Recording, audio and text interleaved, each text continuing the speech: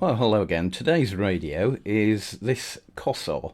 It would have been made in around 1960. Cossor was another one of these big British companies that later disappeared. They ended up being acquired by Raytheon, which is an American defence company, after their radio sets production and all that stuff was sold to Philips.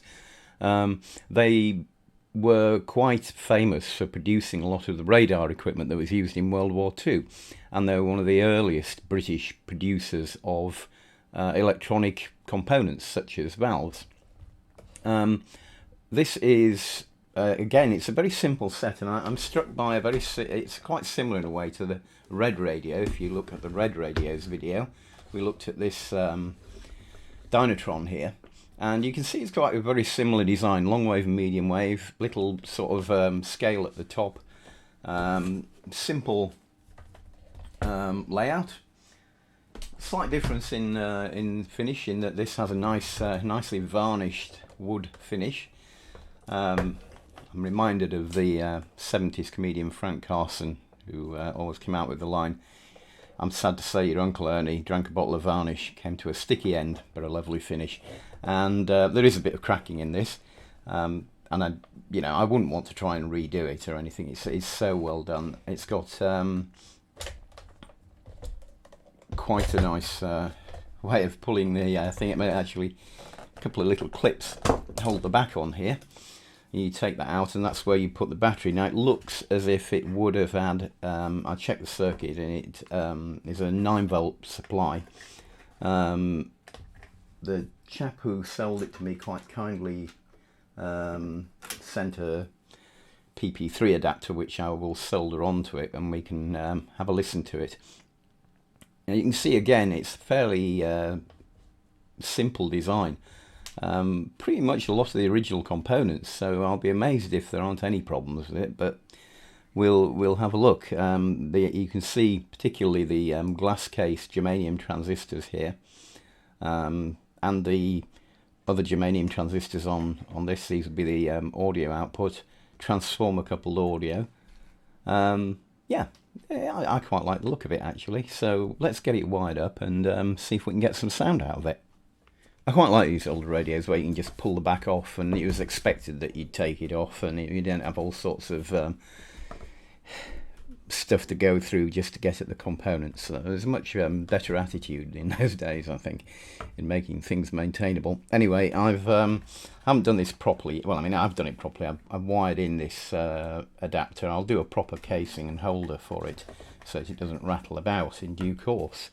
But what I'll do now is put the lid back on.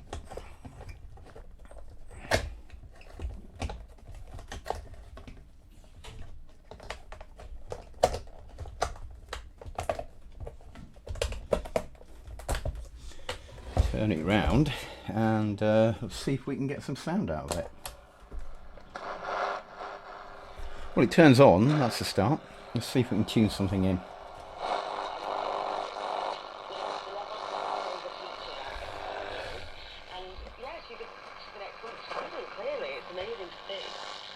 It's interesting you say that about the level of quality in the pro dancers, because that struck me as well, and I wonder whether this is... So yeah, seems to get medium wave okay. Not much bass response on the speaker, I find. Let's try long wave.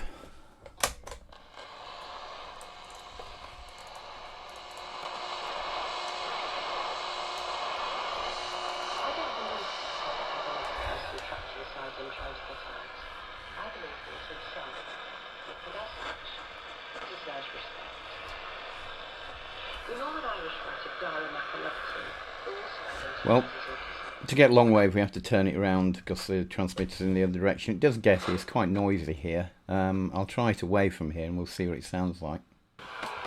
Constituted achievement on Matthew's terms. I'm not expecting Hollywood to make a film about that.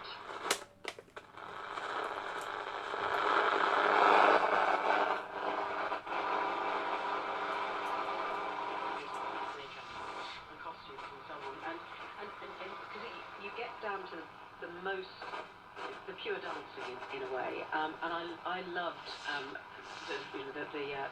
the American Smooth. Sorry, it was actually just the Foxtrot, wasn't it? That Tom and Amy did. So yeah, I think you could probably hear the sound was a bit better once I got it away from this area where there's a lot of interference from electronic equipment. But yeah, it seems to work. As I said, I don't think it has quite the same quality, sound quality, as this Dynatron has. The Dynatron seems to have a bit more bass on it. Like I said, they seem to be quite similar conceptual designs. You know, same layout, aerial socket for your car, because your car wouldn't have had a radio in those days, so you'd take your radio into the car with you. Something of an echo of what you have nowadays, of course, where people put their phone into their car to provide entertainment and dodgy sat-nav functions. But yeah, I think both of these are interesting radios. But another interesting thing I found about this one. Let's go and take the back off it again. I keep trying to do. That's the other. One slight difference is that you don't turn this all the way to turn it off, which means I'm going to break this at some point rather than pressing that to turn it off. Yeah, if I pull the back off it again, and I do feel this. It's actually not. No, here we go. Sometimes it takes a while to get the thing to come apart. And again, it's quite old, so I don't really want to force it and break it. But the one thing I found interesting was this thing here. So you see this royalty has been paid on this a license agreement with the grant of the broadcast sound receiver license. Now that confused me a bit because I was trying to work out, I know at some point there was a radio license. You had to buy a license to use a radio, which morphed eventually into the modern TV license. And the radio license at some point was discontinued, presumably when sets became quite portable and like this, and you could hide them, so it was difficult to enforce. And the TV license was just a bigger money spinner for the BBC, really. But it seemed to me, so does this mean that you needed a license to actually make a radio as well as to listen to one?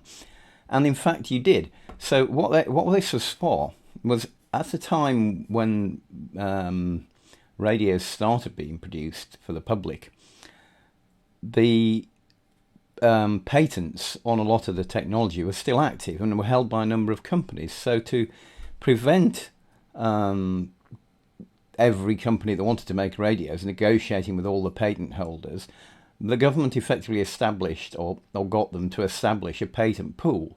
And then that pool would issue licenses to make radios. Now gradually, and I'm guessing this was sometime in the 1960s, because I've never seen this on any of the radios that I normally do, which are usually late 60s, early 70s, all the patents expired and you no longer needed this. But yeah, it's an interesting little side note there. That was the government helping, and one of the things, of course, was a lot of these things were not patented abroad. So foreign manufacturers didn't have to obey any of these patent laws, so the government was actually helping British industry to compete with foreign firms, rather than enabling them to be taken over by foreign firms, which appears to be their main aim nowadays. Anyway, interesting aside, that one. I don't think there's even much cleanup needed on this radio. It's really nice, but I will put a proper battery holder in the back of it, and yeah, I think it's pretty good.